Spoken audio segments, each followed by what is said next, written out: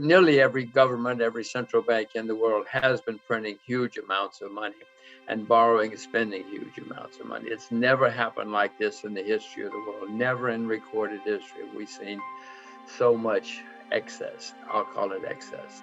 They think it's normal. They think it's fine. And this has caused many markets to go up a lot. You know, if you want to build a bridge, it takes a long time. But if you want to invest and you have a lot of money floating around, you just go on the internet and in 5 seconds you can invest in anything you want to. And that's what's been happening, and that's what's continuing to happen. There might be signs that's beginning to slow down. The Chinese seem to be cutting back some, not a lot. Well, not a lot, but they're cutting back. They're not expanding. Other countries say they're cutting back, and the U.S. says, "Oh, maybe we should cut back someday." But in the meantime, there's gigantic amounts of money floating around. It's going into markets. It's going into the real economy as well. It's artificial. If you see some of the things that, the shipping business is just unbelievably hot right now because there's so much money floating around. The bad news is these things always end, and the better they get, the worse they get when they end. And as I said, we've never seen anything like this in recorded history, so be worried. I'm not short. I haven't sold short anything, but I am certainly worried. As I look around the world, bonds are clearly in a bubble. Bonds have never been this expensive in the history of the world. Not in recorded history anyway. Property in many places, you go to Korea, you go to New Zealand, you go many places, property is certainly in a bubble. Stocks, many stocks, Amazon goes up every day, Tencent goes up every day, Samsung goes up every day. So some stocks performing a bubble, but many stocks are still not up, so it's not a complete bubble yet. So there you have stocks, property, bonds, all in bubbles or forming bubbles. The only thing that's still cheap, commodities. Silver's down 60% from its all-time high. Sugar's down 70% from its all-time high. Oil is down 50%. These are not bubble numbers when you talk about big declines, historic declines. But with all the money being printed, the asset class in the world that I prefer at the moment would be commodities because they're cheap when everything else is booming. I do own stocks. I do own stocks in places like China, Russia, Japan, other places. But I'm not rushing out to buy unless I find something really good. All right, great answer, Jim. And I want to actually revisit some of the points you made there later on here in the discussion. But just staying at the high level for a moment. Last time you and I talked was kind of really probably about a year ago, sort of fall of 2020. And you were very concerned about these big macro trends back then, particularly all the intervention by the central banks and whatnot.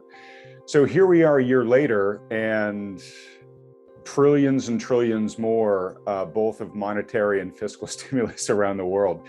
So I guess first off, how much more worried are you now than you were even just a year ago when we talked? I think at the beginning of the pandemic, we probably would not have believed how much monetary and fiscal stimulus would be unleashed in the world in the next year and a half. So again, you were quite worried back then. How much more worried are you now? Well, let me respond partially by saying, what comes after trillions? What are they going to do next? How much? They've already gotten into trillions, which you and I never could have conceived of. Most people could not have conceived of, but they don't want to stop.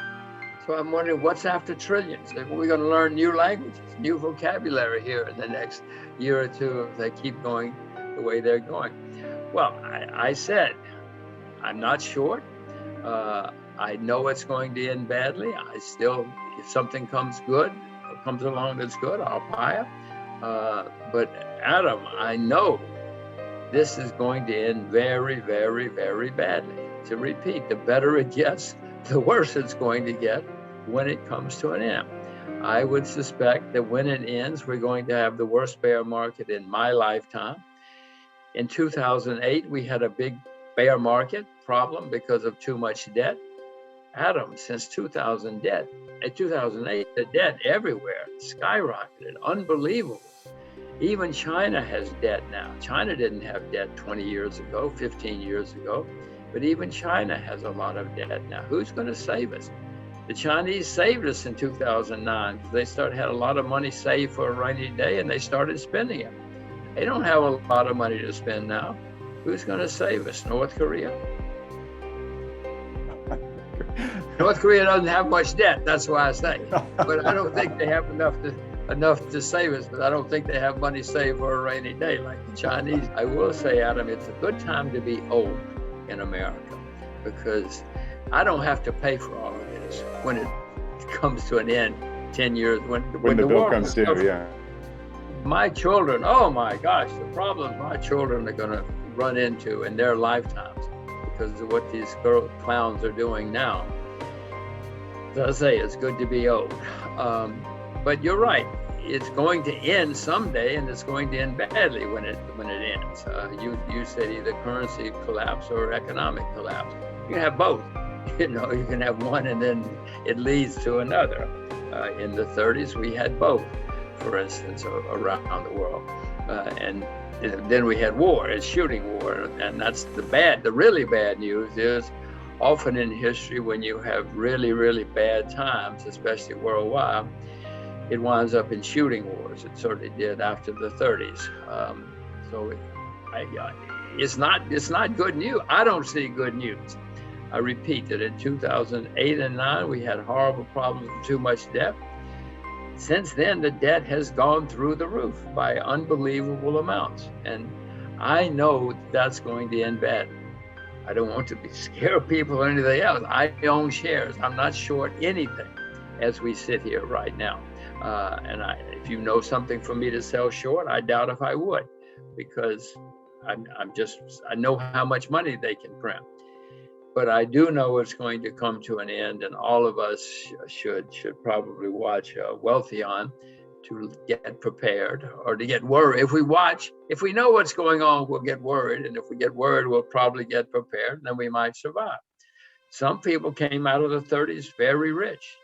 Most didn't. Most lost huge amounts of money. But I hope that I survive. I hope you survive, and I hope all of your viewers survive. But are there any potential indicators that you're watching that will give you a sense of when it's time to start battening down the hatches and at least get less long, if not go short? These things always start where we're not looking. In 2007, Iceland went bankrupt. People say, what? Who's Iceland? If they noticed. Nobody cared. And a few months later, Ireland went bankrupt. Some noticed. A few months later, Bear Stearns went bankrupt. Now we're starting to notice. And then BlackRock went bankrupt, in the big bank in England. And then eventually, Lehman Brothers went. Well, then it's on the evening news. Then everybody knows.